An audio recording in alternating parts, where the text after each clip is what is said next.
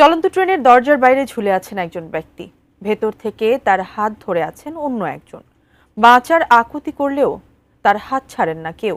এক পর্যায়ে হাত ছেড়ে দেয়া হলে ঝুলে থাকা ওই ব্যক্তি চলে যান চলন্ত ট্রেনের নিচে। সামাজিক যোগাযোগ মাধ্যমে ছড়িয়ে পড়া ওই ভিডিও শোরগোল ফেলে দিয়েছে গোটা দেশ জুড়ে। কিন্তু আসলে কি ঘটেছিল সেদিন? সেই ব্যক্তি কি বেঁচে আছেন? বিস্তারিত আরিফ হাসানের প্রতিবেদনে।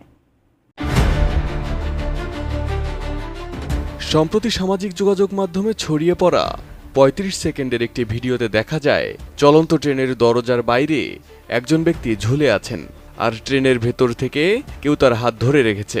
বাঁচার আকুতি করলেও তার হাত ছেড়ে দেওয়া হচ্ছে না। শেষ পর্যন্ত যখন তার হাত ছেড়ে দেওয়া হয় তখন ওই ব্যক্তি চলে যান চলন্ত ট্রেনের নিচে। এ ঘটনার পর ওই ব্যক্তি মারা গেছেন বলে সামাজিক মাধ্যমে খবর ছড়িয়ে পড়ে।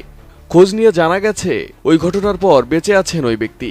ঘটনাটি ঘটেছে রোববার বেলা 11টার দিকে বগুড়ার আদমদীঘি উপজেলার নসরতপুর রেল স্টেশন এলাকায়। আহত ব্যক্তির নাম মতিউর রহমান। তিনি নওগাঁ রানীনগর উপজেলার পারিল গ্রামের বাসিন্দা এবং একজন আদম ব্যবসায়ী। বর্তমানে তিনি বগুড়ায় একটি ক্লিনিকে গুরুতর আহত অবস্থায় চিকিৎসাধীন। Walton Washing Machine. Simplifying life with hassle-free washing.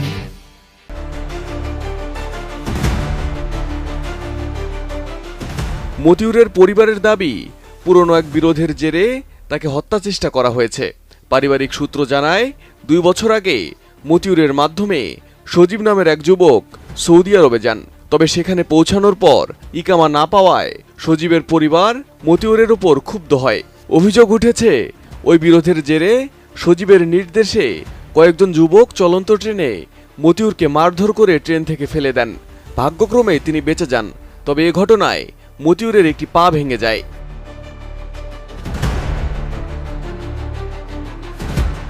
এ ঘটনার পর মতিউরকে প্রথমে আদমদীঘি উপজেলা স্বাস্থ্য কমপ্লেক্সে নেওয়া হয়, পরে উন্নত চিকিৎসার জন্য বগুড়ায় স্থানান্তর করা হয়। তবে মতিউরের পরিবারের অভিযোগ, এ ঘটনায় মামলা করতে গিয়ে বিপাকে পড়েছেন তারা।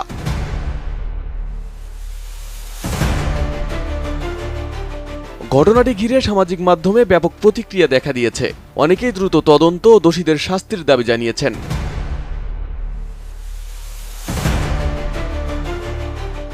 Arif Hasan, ATN news, Dhaka.